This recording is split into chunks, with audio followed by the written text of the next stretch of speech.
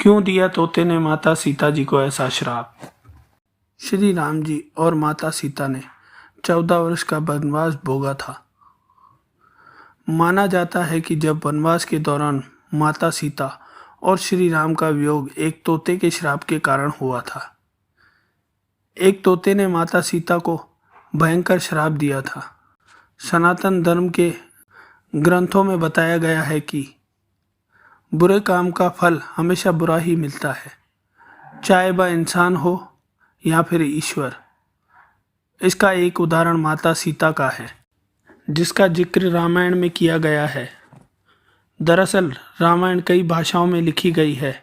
अलग अलग रामायण में कई तरह के दंत कथाएं मिलती हैं, जिनसे कई लोग परिचित नहीं हैं। इस कथा के अनुसार ये बताया गया है कि आखिर क्यों माता सीता और श्री राम जी को अलग होने का श्राप तभी मिल गया था जब वो एक दूसरे के गठबंधन में भी नहीं बंधे थे।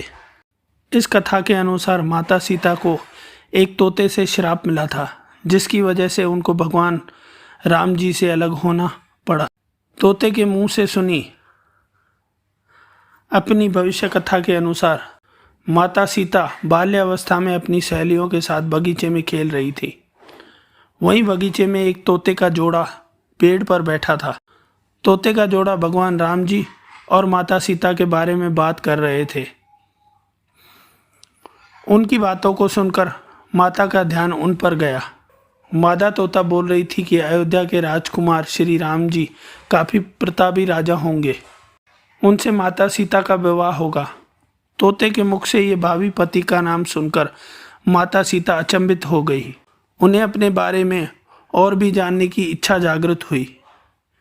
इसलिए उन्होंने अपनी सखियों से ये कहकर दोनों पक्षियों को पकड़ लिया और फिर उन दोनों को पुचकारते हुए पूछा कि भविष्य के बारे में इतना ज्ञान कहाँ से प्राप्त हुआ। तब पक्षियों ने बताया कि इससे पहले हम महर्षि वाल्मीकि के आश्रम में रहते थे, जहाँ हर रोज श्री राम जी और माता सीता के जीवन के बारे में बताया जाता था। इसलिए उनको दोनों के बारे में हर चीज कंठस्थ याद हो गई।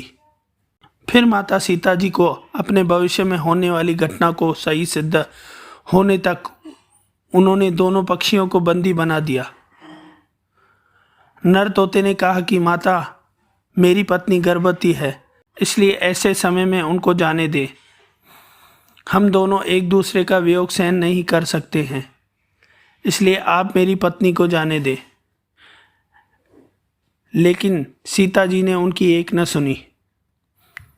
इस पर मादा तोते को बहुत गुस्सा आ गया और श्राप दिया कि जिस तरह तुमने गर्भावस्था में मेरे पति से मुझको अलग कर दिया है, वैसे ही गर्भावस्था के दौरान तुमको भी पति वियोग सहना पड़ेगा। इतना कहते ही मादा तोते ने अपने प्राण त्याग दिए। बताया जाता है कि अगले जन्म में तोता वही धोबी था जिसने माता सीता के चरित्र पर अंगुली उठाई थी, जिसके बाद भगवान राम ने माता सीता को गर्भावस्था के दौरान त्याग दिया। इस कहानी में यही बताया गया है कि कर्म का फल तो भोगना ही पड़ता है। दोस्तों, आपको ये कहानी कैसे लगी मुझे कमेंट्स करें, वीडियो को लाइक करें और चैनल को सब्सक्राइब करें। जय श्री राम।